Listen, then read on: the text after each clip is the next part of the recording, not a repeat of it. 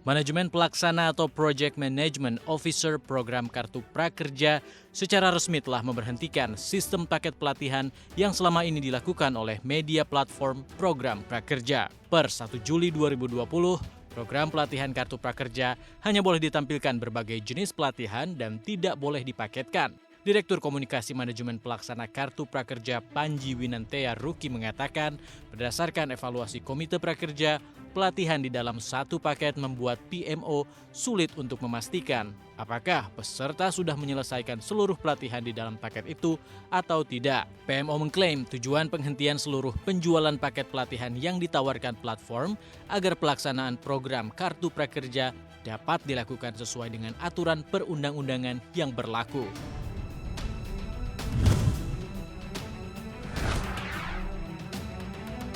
Pandemi COVID-19 membuat pembangunan proyek Moda Raya Terpadu alias MRT Jakarta Fase 2 rute Bundaran HI Harmoni molor.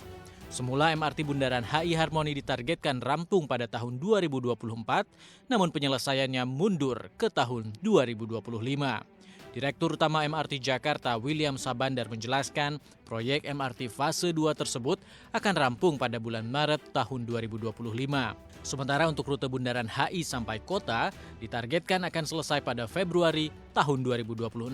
Untuk pembangunan MRT rute Bundaran HI Harmoni menelan biaya sekitar 4,5 triliun rupiah yang konstruksinya dikerjakan oleh konsorsium perusahaan patungan Shimizu Kobayashi dan Adikarya.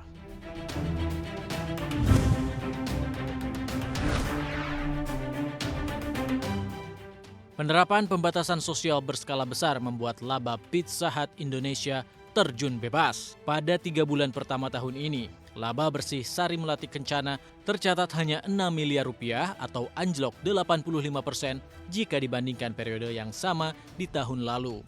Sekretaris perusahaan Kurniadi Sulistyomo menyatakan, pandemi COVID-19 diperkirakan akan berdampak pada penurunan pendapatan maupun laba bersih perseroan sebesar 25% di periode kuartal pertama tahun ini. Kurniadi menambahkan penerapan PSBB di beberapa daerah sebelum masa PSBB transisi menyebabkan terjadinya pengurangan atau pembatasan kegiatan usaha dan operasional restoran. Tapi perseroan memastikan tidak melakukan pemutusan hubungan kerja terhadap karyawan maupun pemotongan gaji hingga 50%.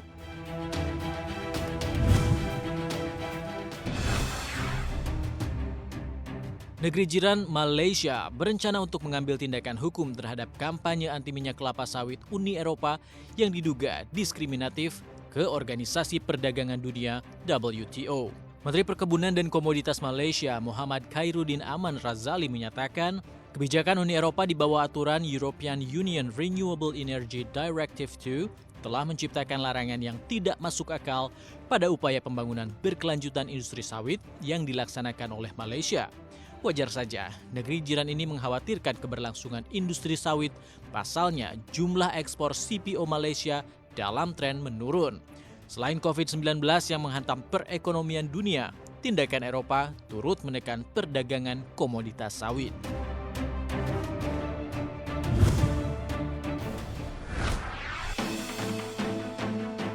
Dana Moneter Internasional alias IMF memperkirakan ekonomi Asia akan menyusut untuk pertama kalinya akibat pandemi COVID-19. IMF mengatakan bahwa ekonomi Asia kemungkinan akan terkontraksi 1,6% di tahun ini. Padahal April lalu IMF sempat memperkirakan tidak ada pertumbuhan di Asia.